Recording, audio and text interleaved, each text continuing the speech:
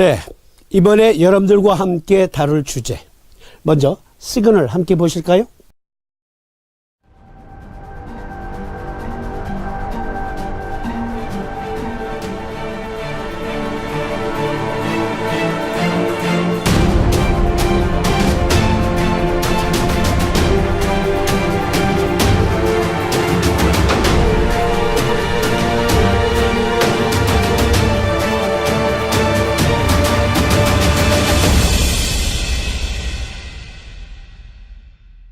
네, 이번에 여러분들과 함께 토론하게 될 내용은 위염 또는 위궤양, 물론 여기에는 12장 궤양도 포함되어 있고요.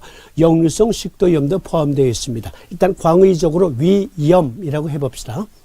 위염과 위암 특집입니다. 그러면 왜 위염에 주목하는가? 왜 위염에 주목해야 하는가? 앞으로 차근차근 여러분들과 함께 토론하게 될 내용이지만 미리 살펴보면 대중은 간염과 간암과의 연관성에 대해 잘 알지 못한다. 러시아, 스페인, 터키 그리고 영국의 성인 5,000명을 대상으로 설문조사를 했습니다. 보니까 이 중에 85%는 헤파타이티스와 그리고 리버 캔서와의 연관성, 이것에 대해서 잘 모르고 있더라.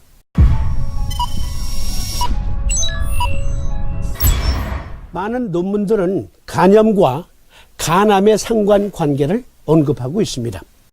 B형 간염과 C형 간염은 간암의 주 원인이지만 90%의 사람들이 자신이 그 병을 앓고 있다는 것조차 모르고 있다. 네, 위염 역시 그러합니다.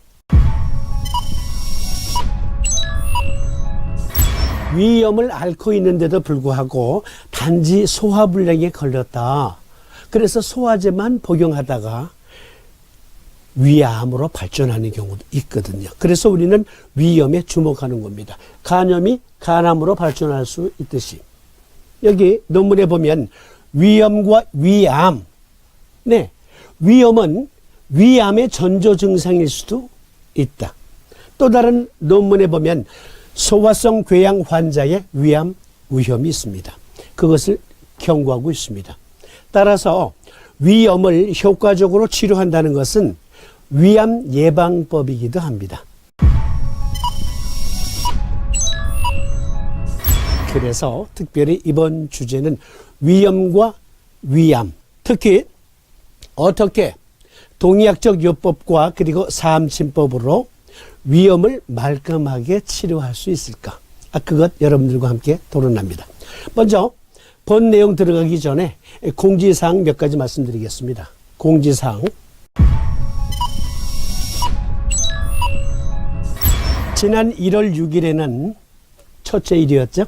네.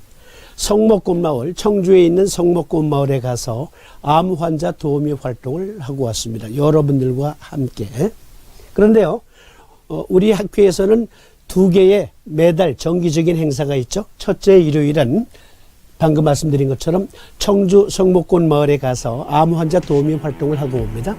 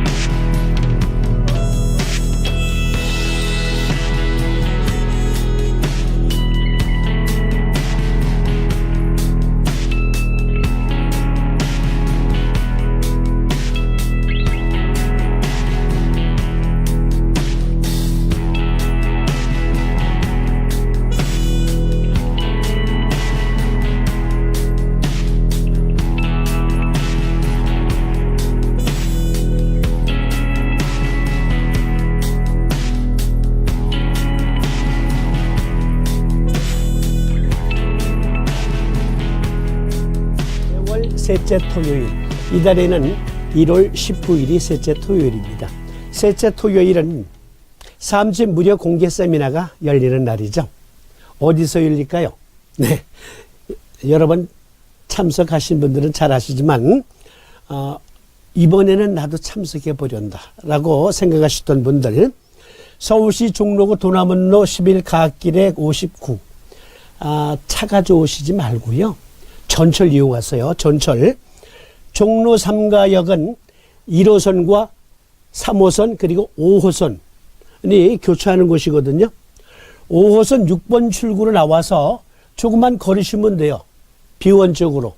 첫 번째, 두 번째 골목.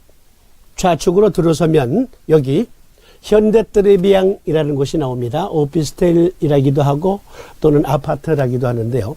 434호. 오후 3시부터 6시까지 사암침법 괄호 열고 자석으로 구사하는 사암침자요법 무료 세미나가 있습니다. 처음 참석하시는 분들은 여기 010-5500-3206 우리 학회의 총무 김미미 선생에게 참석 희망을 알리셔야 돼요. 그래야 우리가 저녁에 식사하는데 인원 파악해서 예약도 하고 그러거든요. 문자로 보내주세요. 010-5500-3206 성함과 함께 참석하겠노라고. 오후 3시부터 6시까지 3시간 동안 사암침 무료 세미나가 있습니다. 특히 이번에는 혈자리에 대해서 여러분들이 완벽하게 이해하실 수 있도록 상호 실습도 하고 자석 붙이는 법도 실습하고 그럴 거예요.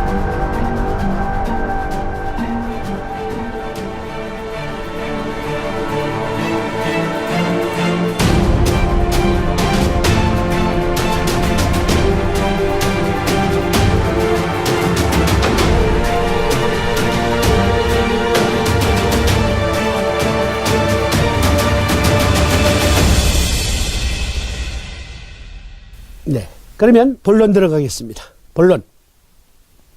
먼저 위험이란 무엇이냐 초간단 요약. 국가건강정보포털 의학정보 사이트에 들어가서 빌려온 글입니다. 위험은 병리 조직학적으로 위점막의 염증세포에 침륜이 있는 상태로 정의하고 있습니다.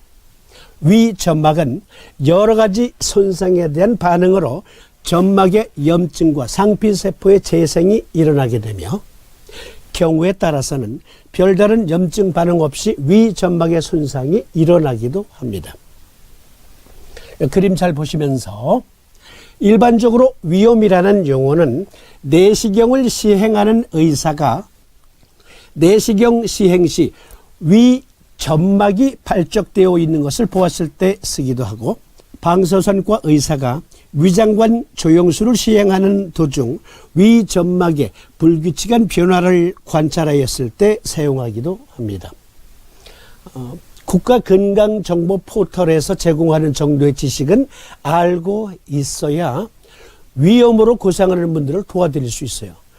제가 병원에 가니까 위험이라고 그러네요. 병원에 가서 내시경 해보니까 위궤양이라고 하네요. 네, 진단 받아보니까 역류성 식도염이라고 합니다. 또는 네, 병원에 가서 진단 받아보니까 십이지장 궤양이라고 해요. 그러면 최소한 그 병이 무엇인지 정도는 알아야죠. 특히 궤양인 상태와 단순한 염증인 상태의 치료법이 달라요. 정확하게 이해하고 있어야 되는데, 특히 일반 국민들을 대상으로 제공한 국가건강정보포털에서 요약해서 설명해주고 있는 이러한 정도의 지식, 최소한 이 정도의 지식은 알고 있어야 돼요. 그렇지 않고 위험으로 고생하는 사람에게 이리 와, 침 한 방이면 돼. 되긴 뭐가 돼요. 안 된다니까요. 그렇게 해서는. 그것은 환자를 우롱하는 짓이기도 해요. 아니, 위험에 대한 지식이 전혀 없이 어떻게 위험 환자에게 침이든 자석을 붙여주든 또는 그 외에 여러 가지 대처요법으로 고쳐주든 정확한 지식 없이 하는 행위는 그것은 의학이 아니라 미신의 행위입니다. 하지만 이러한 내시경 및 위장관 조영술의 소견이 병리 조직학상의 염증 소견과 일치하는 것은 아닙니다. 또한 소화불량으로 병원을 찾은 환자가 의사에게 증상을 설명할 때 사용하기도 하며, 반대로 의사가 환자에게 위장관 증상의 원인 질환을 설명할 때 사용하기도 합니다. 그러니까 어떤 사람은 소화불량이에요. 소화불량? 그런데 저 위험이 있나 봐요 라고 말하기도 한다는 얘기죠. 따라서 우리가 흔히 위험이라고 하는 것은 구체적 병변의 유무에 관계없이, 잘 들어주세요, 임상적으로 소화불량증의 의미로서 잘못 사용되어지고 있는 실정입니다. 그러니까 어떤 사람이 위험인데 특히 위암의 전조 증상을 보이고 있는 위험이에요. 그런데 환자는 위험인지 몰라. 그런데 속이 그득하고 소화가 잘 안 되니까 대구 후에스탈만 먹었어. 그런데 어느 날 건강검진을 받다 보니까 위암이래. 이럴 수 있거든요. 그래서 위험을 우리가 보다 확실하게 이해할 필요가 있다 하겠습니다. 이처럼 광범위하게 사용되는 용어인 위험은 감염이나 약물 또는 자가면역 및 과민성 반응 등의 다양한 원인에 의하여 유발됩니다. 그러나 위험의 특징적인 증상은 없으며 대부분의 위험 환자들은 증상 없이 지내는 것이 보통입니다. 그러니까 어떤 때는 위험 상태가 좀 좋아졌다가 어떤 때는 또 악화됐다가, 그러니까 증상이 악화될 때는 속이 그득하고 소화가 잘 안 되는 것 같아. 그러다가 또 몸의 컨디션에 따라서 자각적인 증상이 사라질 수도 있어요. 그러니까 이게 난치예요. 환자가 자각하고 정확한 처치를 받으면 낫는 병이에요. 물론 서의학적으로 하는 여러 치료술을 보면은 대증요법이 주로 제공되고 있긴 하지만, 계속해서 살피겠지만 중간 점검해 보겠습니다. 여기 위험이라고 하는 것은요, 약물, 특히 아스피린 또는 비스테로이드성 소염 진통제 등의 그러한 진통제를 복용하고 급성으로 혹은 만성으로 위험 환자가 되는 경우도 있어요. 그러니까 이 경우에는 우리가 어떠한 치료를 병행해야 됩니까? 사암침쟁이들은, 동의학자들은. 근데 이 환자가 관절염, 신경통 등등의 증상으로 늘 진통제를 달고 살고 있어요. 그래서 나중에 알고 보니 위염이 생겼어요. 위궤양이 생겼어요. 십이지장 궤양이 생겼어요. 그러면 진정한 동의학자라면 일단 위염을 치료함과 동시에 무엇을 생각해야 됩니까? 그렇죠.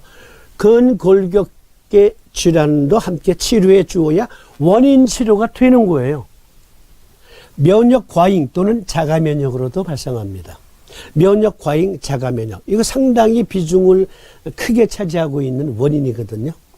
그러니까 면역 과잉이나 자가 면역에 의해서 위염이 생기거나 위궤양이 생겼다면, 그러면 그로 인해서 생긴 위염도 치료해야 되지만, 몸이 면역 과잉이나 또는 자가 면역 상태에 빠지지 않도록 해줘야 원인 치료가 되죠. 그렇죠? 그런데 유감스럽게도 서의학적으로는 원인 치료법이 없습니다.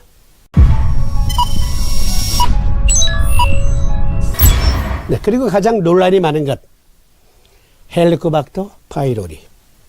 헬리코박터 파이로리가 주 원인이기도 하거든요. 물론 이것은 학자들 사이에 의견이 분분합니다.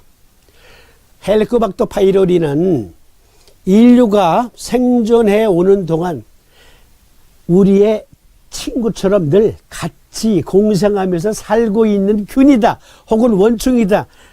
따라서 헬리코박터 파이로리를 없애려고 한다는 그러한 치료법보다는 적절히 관리해 주는 게 좋다라고 주장하는 분들도 계시고, 아니야, 헬리코박터 파이로리는 위염에 또는 위암의 아주 큰 원인인자야 라고 극단적으로 주장하시는 분들도 있어요.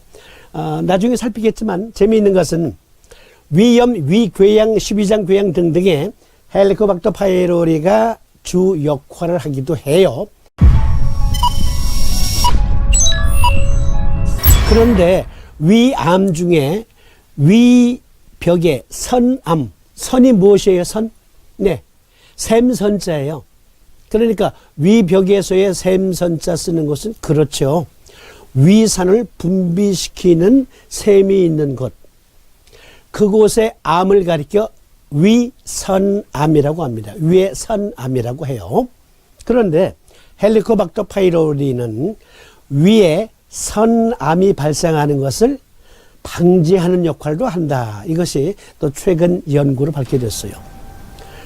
그러니까 요 헬리코박터 파이로리를 정리해드리면 대장에는 유해균과 유익균이 공존하고 있죠. 공생공존. 그런데 그 공생공존하는 상태에서 유해균이 급증하면 수많은 또 장에 관련된 질환이 생기죠. 그렇기 때문에 적절히 우리 몸은 공생균들의 균형을 유지하려는 면역력이 발휘되고 있거든요. 그러니까 헬리코박터 파이로리 역시 100% 없앤다. 이 생각보다는 이것이 큰 병변을 일으키지 않는 정도에서 견제 및 관리해야 된다라고 주장하는 의과학자들의 설명도 우리가 귀담아 들을 필요가 있겠다 싶습니다. 그러면 국가건강정보 포털에서 제공한 위험의 분류 이거 한번 살펴보겠습니다.